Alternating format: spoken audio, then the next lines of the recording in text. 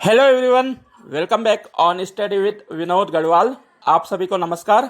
हाजिर हूँ आज एक बार फिर से एक नए वीडियो के साथ।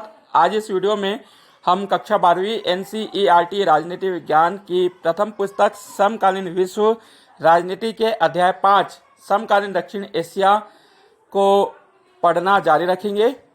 यह इस अध्याय का मेरा चौथा एवं अंतिम भाग है। इसके पहले हम 3 वीडियो इस अध्याय के बना चुके हैं, जिनमें हमने जाना कि दक्षिण एशिया क्या है, दक्षिण एशिया में कौन कौन से देश सम्मिलित हैं, दक्षिण एशियाई देशों की क्या समस्याएं हैं, इनमें क्या विशेषताएं पाई जाती हैं, साथ ही दक्षिण एशियाई देशों की घरेलू राजनीति कैसी है, उसका क्या मिजाज है, और साथ ही पिछले वीडियो में हमने भारत के अन्य पड़ोसी देशों से कैसे संबंध है, इसकी विस्तार से समीक्षा की है। जिन विद्यार्थियों ने अभी तक इन वीडियो को नहीं देखा है, उनसे निवेदन है कि वे पहले इन वीडियो को देखें ताकि आपको पूरा चैप्टर आसानी से समझ में आ जाए। आज इस वीडियो में हम 2 महत्वपूर्ण संगठन सार्क एवं साफ्टा को विस्तार से जानेंगे। ये दोनों ही संगठन परीक्षा की दृष्टि से बहुत महत्वपूर्ण हैं। तो चलिए बिना कोई समय गंवाए हम शुरू करते हैं हमारी आज की क्लास। शांति एवं सहयोग। ऐसा बिल्कुल नहीं है कि दक्षिण एशियाई देश केवल आपस में संघर्ष ही करते हैं, ये आपस में सहयोग भी करना चाहते हैं। बहुस्तरीय साधनों के द्वारा ये एक क्षेत्रीय सहयोग संगठन बनाना चाहते हैं, जिसकी बांधगी सन 1981 में जब दक्षिण एशियाई देशों के विदेश सचिवों की मुलाकात हुई तो उसमें देखने को मिली। सन 1983 में नई दिल्ली, भारत में जब दक्षिण एशियाई देशों के विदेश मंत्रियों की मुलाकात हुई तब इस प्रकार के क्षेत्रीय सहयोग संगठन को बनाने की आम सहमति बनी।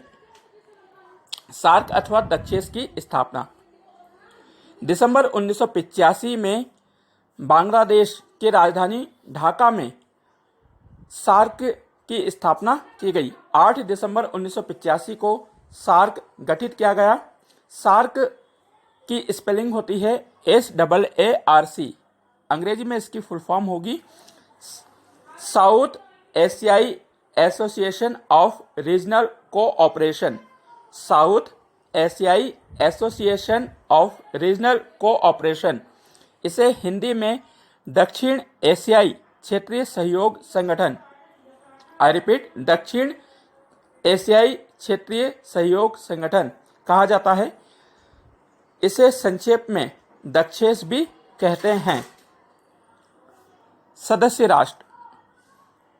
दक्षेस जब स्थापित किया गया था 1985 में, तब इसके 7 सदस्य थे: भारत, पाकिस्तान, बांग्लादेश, नेपाल, श्रीलंका, भूटान एवं मालदीव।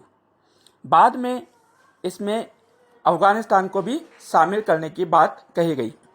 सन 2005 में जब सार्क का 13वां शिखर सम्मेलन ढाका में आयोजित किया गया तब अफगानिस्तान को सदस्य बनाने की बात कही गई। सन 2007 में नई दिल्ली, भारत में सार्क के 14वें शिखर सम्मेलन में अफगानिस्तान को सार्क के 8वें सदस्य के रूप में संगठन में शामिल किया गया। वर्तमान में सार्क के 8 सदस्य हैं, जिनमें भारत, पाकिस्तान, बांग्लादेश, नेपाल, भूटान, मालदीव, श्रीलंका एवं अफगानिस्तान शामिल है। आपसे कोई पूछता है कि सार्क में अंतिम देश कौन सा शामिल हुआ, तो आपका उत्तर होगा सार्क में अंतिम देश के रूप में अफगानिस्तान वर्ष 2007 में शामिल हुआ। यह 8वां सदस्य था। वर्तमान में सार्क के 8 सदस्य देश हैं। सार्क के उद्देश्य। दक्षेस स्थापित करने के निम्न उद्देश्य थे। नंबर 1, दक्षिण एशियाई देशों का तीव्र आर्थिक विकास करना। नंबर 2, दक्षिण एशियाई देशों में आपसी सहयोग को बढ़ावा देना। नंबर 3, दक्षिण एशियाई देशों के सामाजिक एवं सांस्कृतिक आदान प्रदान करना। नंबर 4, दक्षिण एशियाई देशों का सर्वांगीण विकास करना। सार्क अन्य संगठनों के मुकाबले, जिसे हम यूरोपीय संघ या आसियान देखते हैं, तो ये जो यूरोपीय संघ और आसियान थे ये सफल हुए हैं, किंतु इनके मुकाबले में दक्षेश असफल माना जाता है। दक्षेश क्यों असफल रहा, इसकी असफलता के क्या कारण हैं, उनको हम निम्न बिंदुओं में समझ सकते हैं। नंबर 1, आपसी विवाद। दक्षिण एशियाई देशों में आपस में विवाद होता रहता है। यहाँ पर भारत पाकिस्तान, पाकिस्तान बांग्लादेश, बांग्लादेश नेपाल, नेपाल श्रीलंका, कई देशों में आपस में विवाद हैं, जो कि दक्षेश की असफलता का एक प्रमुख कारण है। नंबर 2, आपसी संघर्ष। दक्षेश के देश आपस में संघर्ष करते रहते हैं। यहाँ पर भारत और पाकिस्तान के मध्य समय समय पर कई तनाव होते हैं। यहाँ तक कि दोनों ही देशों के मध्य 4 बार युद्ध भी हो चुके हैं। साथ ही साथ पाकिस्तान और बांग्लादेश भी एक बार भिड़ चुके हैं, जिसके चलते बांग्लादेश का उदय हुआ। नंबर 3, एकता का अभाव। दक्षिण एशियाई देशों में एकता का अभाव है। नंबर 4, आपसी समन्वय की कमी। दक्षिण एशियाई देशों में आपसी समन्वय की कमी है, ये एक दूसरे से सहयोग नहीं करते हैं। नंबर 5, शांतिपूर्ण विवादों का निपटारा नहीं। दक्षिण एशियाई देशों के संगठन दक्षेश की असफलता का एक प्रमुख कारण यह है कि ये अपने आपसी विवादों को शांतिपूर्वक तरीके से सुलझा नहीं पाए हैं। तो ये था हमारा दक्षेश। इसके बाद हम देखते हैं साफ्टा। दक्षिण एशियाई देशों ने मुक्त व्यापार को बढ़ावा देने के उद्देश्य से एक मुक्त व्यापार संगठन बनाने की बात कही। सन 2002 में दक्षिण एशियाई देशों के लिए मुक्त व्यापार क्षेत्र नामक संगठन बनाने का प्रस्ताव किया गया। वर्ष 2004 पर इस प्रस्ताव पर सभी देशों ने हस्ताक्षर किए। 1 जनवरी 2006 से साफ्टा को क्रियान्वित किया गया, लागू किया गया। साफ्टा की स्पेलिंग होती है SAAFTA। साफ्टा का अंग्रेजी फुल फॉर्म होगा एग्रीमेंट ऑफ साउथ एशियाई free trade area. I repeat, agreement of south एशियाई फ्री ट्रेड एरिया, जिसे हिंदी में दक्षिण एशियाई मुक्त व्यापार क्षेत्र समझौता कहा जाता है। साफ्टा बनाए जाने का प्रमुख उद्देश्य दक्षिण एशियाई देशों के मध्य मुक्त व्यापार को बढ़ावा देना था।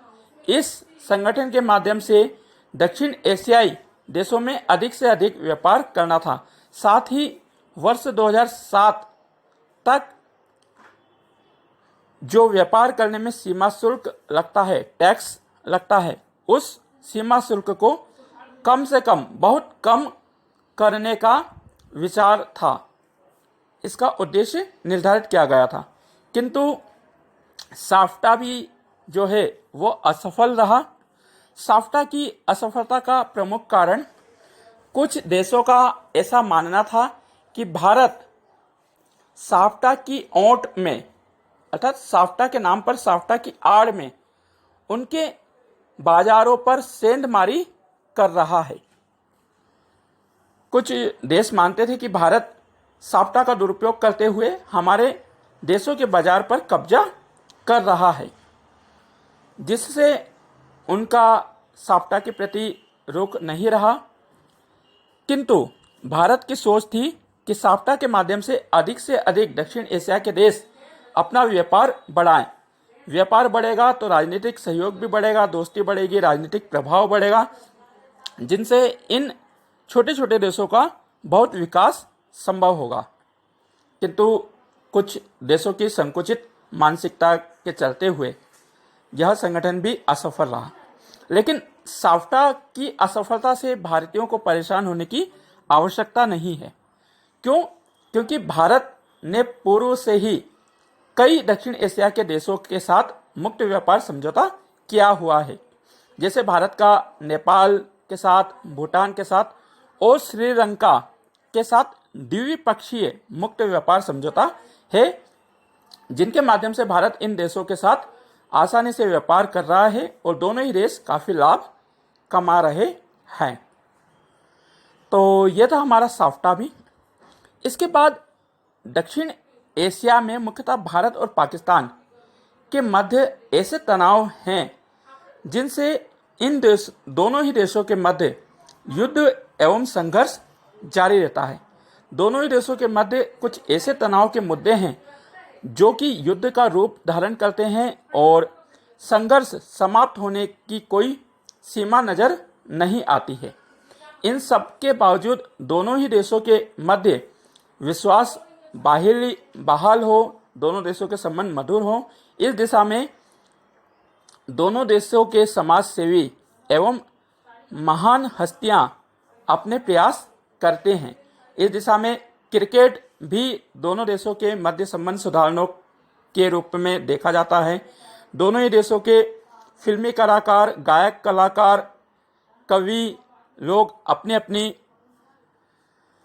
रचनाओं से दोनों देशों के मध्य संबंध सुधारने का कार्य करते हैं।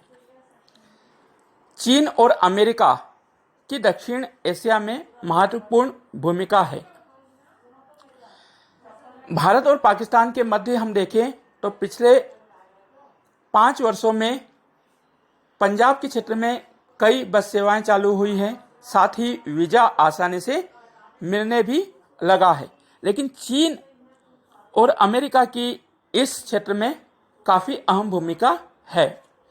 चीन के साथ भारत के पिछले 10 वर्षों में संबंध सुधरे हैं, किंतु चीन रणनीतिक तरीके से पाकिस्तान का समर्थन करता है, जिसके कारण भारत और चीन के संबंधों में खटास आती है।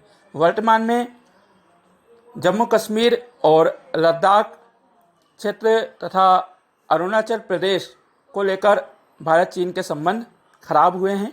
वहीं पाकिस्तान के साथ भी आए दिन मुठभेड़ जारी है। अमेरिका भारत और पाकिस्तान के मध्य मध्यस्थता करने का प्रयास करता रहा है। वर्तमान में जो सीमा विवाद चल रहा है या जम्मू कश्मीर के विषय पर पाकिस्तान और भारत के मध्य अमेरिका मध्यस्थता भी करना चाहता है, किंतु भारत ने इसे सिरे से नकार दिया है। अमेरिका में एशियाई मूल के नागरिकों की संख्या ज़्यादा है तथा ये दोनों ही देश बाजार के मुख्य केंद्र है, क्योंकि यहाँ की आबादी ज़्यादा है, जिसके चलते अमेरिका दक्षिण एशिया में काफ़ी महत्व देखता है। फिर भी दक्षिण एशिया के इन दोनों ही देशों को संघर्ष की आशंका वाला क्षेत्र माना जाता है और माना जाता है कि यहाँ पर कभी भी कोई भयानक युद्ध का रूप ले सकता है। सभी देश शांति की दिशा में दोनों ही राष्ट्रों से गुजारिश करते हैं। देखना है कि कब भारत और पाकिस्तान के मध्य सभी समस्याओं का समाधान होगा। तो प्रिय विद्यार्थियों, यहाँ पर हमारा यह अध्याय समाप्त होता है, अध्याय 5 समकालीन दक्षिण एशिया। और आई होप कि आपको वीडियो अच्छा लगा होगा, समझ में आया होगा। यदि वीडियो आपको अच्छा लगा हो तो प्लीज़ इसे लाइक करें, अधिक से अधिक शेयर करें, कमेंट करके अपनी राय ज़रूर दें कि आपको हमारा अध्यापन कैसा लग रहा है। यदि अभी तक आपने मेरे चैनल को सब्सक्राइब नहीं किया है तो प्लीज़ चैनल को इस समय सब्सक्राइब करें, बेल आइकन का बटन भी दबा दें ताकि आपको नए वीडियो अपलोड होने का नोटिफिकेशन मिल सके। अब आज के प्रश्न नोट करिए, जिनका उत्तर आप मुझे कमेंट बॉक्स में कर सकते हैं। सार्क की स्थापना कब हुई? सार्क की स्थापना कब हुई? दूसरा प्रश्न, सार्क का पहला शिखर सम्मेलन कब आयोजित किया गया? सार्क का पहला शिखर सम्मेलन कब आयोजित किया गया? प्रश्न क्रमांक 3, साफ्टा कब से लागू हुआ? साफ्टा कब से लागू हुआ? और प्रश्न 4, भारत के किन देशों के साथ मुक्त व्यापार समझौते हुए हैं। तो आप इन सभी प्रश्नों का उत्तर मुझे कमेंट बॉक्स में करें। आपसे विदा लूँ उसके पहले आप सभी से एक अपील, निवेदन यह कि कोरोना महामारी का प्रकोप बहुत तेज़ी से फैल रहा है। सावधानी ही सुरक्षा है, इसलिए आप सदैव सामाजिक दूरी बनाएं, 2 गज की दूरी बनाए रखें, मास्क सदैव पहनकर रखें और सैनिटाइजर से अपने हाथ को बार बार सैनिटाइज करें, साबुन से हाथों को धोएं। सुरक्षित रहें, सुरक्षित रखिए, खुश रहिए। इन्हीं आकांक्षाओं के साथ आप सभी से विदा लेता हूं। मिलता हूं नेक्स्ट वीडियो में, जब हम इस अध्याय के प्रश्नोत्तरों पर चर्चा करेंगे। तब तक के लिए bye bye, goodbye, thank you for watching my YouTube channel. जय हिंद, जय भारत। Pause button.